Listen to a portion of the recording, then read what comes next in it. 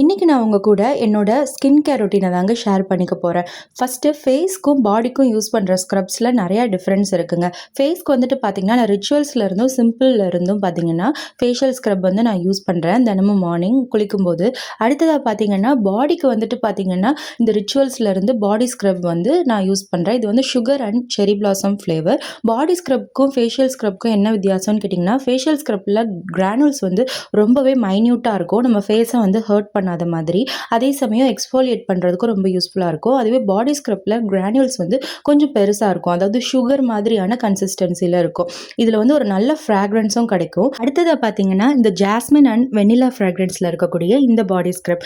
So இந்த பாடி ஸ்க்ரப்ஸ்லாம் இப்போ நான் வந்து எதுக்காக யூஸ் பண்ண ஆரம்பித்தேன்னு கேட்டிங்கன்னா யூஸ்வலாக நம்ம அடுப்பில் புழங்கும் போது பார்த்தீங்கன்னா நம்ம கையில் ஏதாச்சும் சூடாக பட்டுட்டா அப்படியே அது வந்து புண்ணாகி கருத்து போய் டெட் செல்ஸாக மாறிடும். ஸோ அந்த டெட் செல்ஸ் எல்லாம் ரிமூவ் பண்ணுறதுக்கு எக்ஸ்போலியேட்டிங்காக தான் இந்த ஸ்க்ரப்ஸ் வந்து யூஸ் பண்ண ஆரம்பித்தேன். ஆனால் யூஸ் பண்ண பார்த்தீங்கன்னா இந்த ஃப்ராக்ரன்ஸாக இருக்கட்டும், அதோட பெனிஃபிட்ஸாக இருக்கட்டும், அதன் மூலமாக பார்த்தீங்கன்னா இப்போ டோட்டலாக சோப்பில் இருந்து நான் ஸ்க்ரப்கே வந்துட்டு கன்வெர்ட் ஆகிட்டேன். ஸோ நம்மளே கூட நேச்சுரலாக வீட்டில் வந்துட்டு பாசிப்பருப்பு அந்த மாதிரியான பவுடர்லாம் வந்துட்டு நம்ம ஸ்க்ரப்ஸாக வந்து யூஸ் பண்ணலாம்.